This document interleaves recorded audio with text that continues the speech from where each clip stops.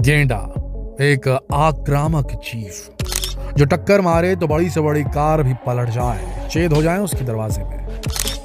लेकिन इन गैंडों के बारे में जानते कितना है आप? केवल यही कि इनके पास ऐसी सींग होती है जिसकी मार्केट में सोने से भी ज्यादा कीमत है, और इसी वजह से शिकारी इनकी पोचिंग करते हैं, इनका शिकार करते हैं, सींग काट कर मार्केट में बेचते हैं और मालामाल हो जाते हैं। इससे ज्यादा कोई कुछ नहीं जानता। लेकिन क्या आप जानते हैं कि दुनिया में कुछ ऐसी जगह हैं जहां के लोगों को गैंडों से काफी लगाव है। वो उन्हें मारते नहीं सींग के लिए, वो उन्हें पालते हैं, उनकी देखभाल करते हैं, और इस आक्रामक जानवर से पता है क्या करवा रही हैं लोग? उनसे खेती करवा रहे हैं। यकीन नहीं होता? ये वीडियो देखिए, समझ आ जाएगा आपको। बिल्कुल जैसे गाय या खेती के लिए बैल पाले जाते हैं, उसी तरीके से गैंडे पाले जा रहे हैं और उनका उपयोग खेती में हो रहा है। इतने नहीं, ये लोग गैंडों को रेस्क्यू भी करते हैं। वो इसलिए क्योंकि एक रिपोर्ट के अनुसार दुनिया भर से गैंडों की प्रजातियां खत्म होने की कगार पर है। कई नेशनल पार्क हैं जहां बस गिने चुने गैंडे ही बचे हैं।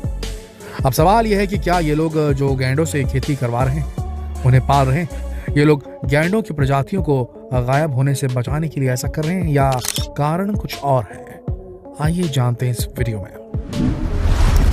वैसे तो आपको बता दें कि दुनिया के अलग अलग कोनों में गैंडों का इस्तेमाल अलग अलग तरीकों से किया जाता रहा है इतिहास में। जैसे कहीं पर इन गैंडों से सामान ढुआया जाता था, तो कहीं पर इन्हें इंसानों को एक जगह से दूसरी जगह ले जाने के लिए भी इस्तेमाल किया जाता था। एक वक्त था जब गैंडों का लोग शिकार किया करते थे। गैंडों को केवल इसलिए लोग मारते थे क्योंकि उनका सींग काफी कीमती हुआ करता था। मार्केट में इसकी अच्छी खासी कीमत थी, लोग इसे बेचकर बढ़िया मुनाफा कमाते थे। और आपको यकीन नहीं होगा, आपको बता दें कि 1 ग्राम गैंडे के सींग की कीमत 1 ग्राम सोने से भी ज्यादा होती है। जहाँ सही सुना आपने। और गैंडे की सींग का केवल 6 टन ही काफी है आपको अरबपति करोड़पति बनाने के लिए।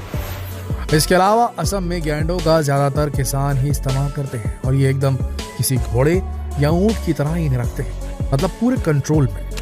असम में इन गैंडों से कई तरह के काम करा जाते हैं, जैसे हल खींचना, खेती करना, सामान ढोना और सवारी करना। लेकिन जैसा कि हमने आपको बताया कि आज के वक्त में दुनिया में कुछ जगहें ऐसी भी हैं जहां गाय की तरह गैंडों को पाला जा रहा है, उनकी देखभाल की जा रही है, उनसे खेती भी करवाई जा रही है, हल जुतवाए जा रहे हैं, लेकिन बिना उन्हें चोट पहुंचाए। साथ ही कई लोग हैं जो गैंडों को रेस्क्यू भी करते हैं ताकि उनकी गायब होती प्रजाति को बचाया जा सके, विलुप्ति से बचाया जा सके। आज आपको मिलवाते हैं दुनिया के सबसे बड़े खेत के ओनर से, जिनमें गैंडों से खेती करवाई जाती है, और गैंडों के 6 टन कटे हुए सींग के मालिक हैं ये शख्स। इनका नाम है जॉन ह्यूम। जॉन ह्यूम ने आज तक बाकी क्रूर किसानों की तरह ना ही अपने पालतू गैंडों के साथ कोई ज्यादती की है, ना ही इनको पीट कर उनसे खेती करवाई है। जॉन ह्यूम ने अपने पालतू गैंडों को एकदम वैसे ही पाला जैसे हमारे यहाँ गाय को पालते हैं, वो भी बिना किसी स्वार्थ के। उनका मकसद केवल इतना था कि गैंडों की गायब होती प्रजाति को बचाने के लिए क्या तरीके निकाले जा सकते हैं ये जानना, और इसी खोज में उन्हें पुराने जमाने के किसानों की तरह गैंडों से खेती करवाने का विचार आया, और इसमें वो सक्सेस भी हो गए। जी हाँ, पुरातन काल में गैंडों से खेती करवाई गई थी और उसके सबूत आज भी मौजूद हैं। आपको बता दें, गैंडों से खेती कराने की जो तकनीक है वो काफी पुराने जमाने से चली आ रही है। कुछ ट्रैवलर्स ने इसके सबूत भी दिए हैं इतिहास में। कुछ तस्वीरें भी हैं जो ये दिखाती हैं कि किस तरह से गैंडों से खेती करवाई जाती थी। उनकी सींग में और कानों के बीच से मोटी सी रस्सी बांधकर उन्हें बेरहमी से 3 से 4 लोग एक साथ खींचते थे। कई बार तो गैंडों की सींग में खेती के दौरान इतना जोर पड़ता था कि सींग टूट जाया करता था, और बुरी तरह से सींग टूटने के कारण गैंडे सरवाइव नहीं कर पाते थे। तो कुल मिलाकर पुराने जमाने में गैंडों से काफी बुरी तरह से खेती करवाई जाती थी, जिसके सबूत मौजूद है। लेकिन जॉन ह्यूम उस वक्त के किसानों से काफी अलग है। उनकी मुहिम है दुनिया को गैंडों को लेकर जागरूक करना। इसलिए जॉन ह्यूम को अपने पालतू गैंडों से जो भी सींग मिलती है, उन्होंने उसे बेचना भी जरूरी नहीं समझा। ह्यूम का कहना यह है कि गैंडों को पालना कोई आसान बात नहीं है, ये किसी फुल टाइम जॉब की तरह होता है। दिन भर इनको खाना खिलाना, इनसे खेती करवाना आसान नहीं है, पूरा दिन निकल जाता है। जो भी हो, लेकिन जॉन ह्यूम की माने तो आज की तारीख में अगर गैंडों का अस्तित्व बचाना है तो एकमात्र तरीका यह है कि इनसे खेती करवाई जाने लगे। इन्हें केवल एक जानवर की तरह ना देखा जाए। जैसे हम गायों को पालते हैं वैसे ही किसान इन गैंडों को पाले तो अच्छा होगा। चलिए, ये तो रही गैंडों से खेती करवाने की बात, लेकिन क्या आपको मालूम है कि इंसानों ने अब घोड़ों से भी खेती करवानी शुरू कर दी है।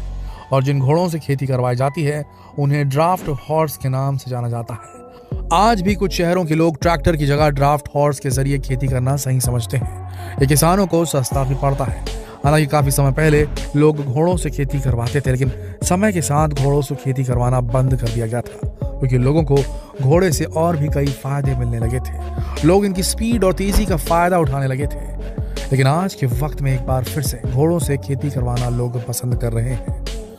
लेकिन घोड़ों से खेती तभी करवाई जा सकती है जब आपके पास छोटे कम एकड़ की जमीन हो। बड़ी जमीन पर घोड़े से खेती करवाना काफी मुश्किल हो जाता है।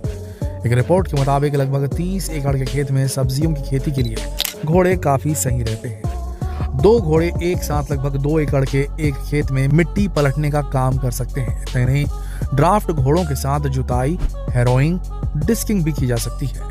जैविक कृषि कार्यों के लिए ड्राफ्ट घोड़ों को काफी अच्छा माना जा रहा है।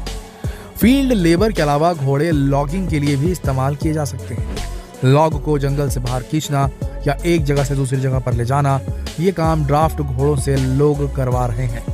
उत्तरी न्यूयॉर्क में कई लॉगिंग ऑपरेशंस में अभी भी घोड़ों का उपयोग होता है। इन घोड़ों को इतनी अच्छी तरह से प्रशिक्षित किया जाता है कि उन्हें ड्राइव करने की भी आवश्यकता नहीं होती। ड्राफ्ट घोड़े एक तरह से लॉगिंग वर्कर बन जाते हैं और ये जानवर जंगलों में ऐसी जगहों तक पहुंच जाते हैं जहां कोई ट्रक कभी नहीं पहुंच सकता। यहाँ हमने आपको बताया कि गैंडों और घोड़ों से खेती करवाने के बारे में किस तरीके की तकनीक का इस्तेमाल हुआ है इतिहास में और होता आ रहा है। लेकिन चलिए अब आपको मिलवाते हैं कुछ ऐसे जानवरों से जिन्हें किसानों ने अपने खास तरीकों से पाला है। इन जानवरों का साइज और इनके काम देखकर आप वाकई में दंग रह जाएंगे। ये तो आपने अपने घरों में इधर उधर मिट्टी में घूमते हुए केंचुए बहुत देखे होंगे, लेकिन क्या हो अगर आपके सामने 12 फुट लंबा केंचुआ आ जाए। आप जानकर हैरान रह जाएंगे कि वास्तव में इतना लंबा केंचुआ दुनिया में ऑस्ट्रेलिया में पाया जाता है। ये केंचुआ ऑस्ट्रेलिया के खेतों में पाया जाता है। वहां के किसान इसे पालते हैं और इस केंचुए की मोटाई एक नॉर्मल केंचुए की मोटाई से 10 इंच तक ज्यादा होती है।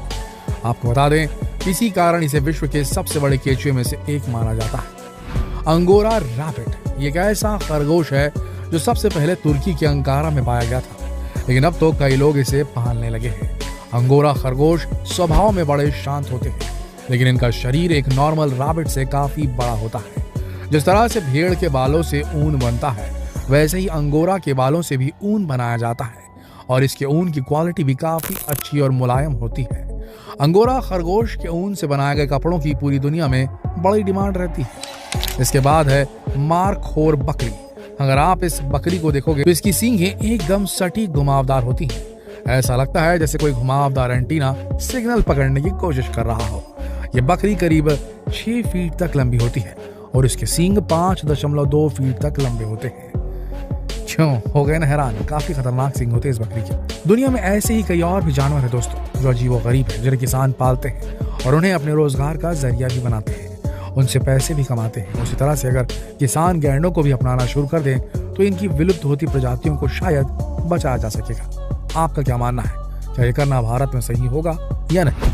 कमेंट सेक्शन में जरूर लिखें और जितना हो सके इस वीडियो को शेयर करें फेसबुक पर, व्हाट्सएप पर, यूट्यूब पर। धन्यवाद।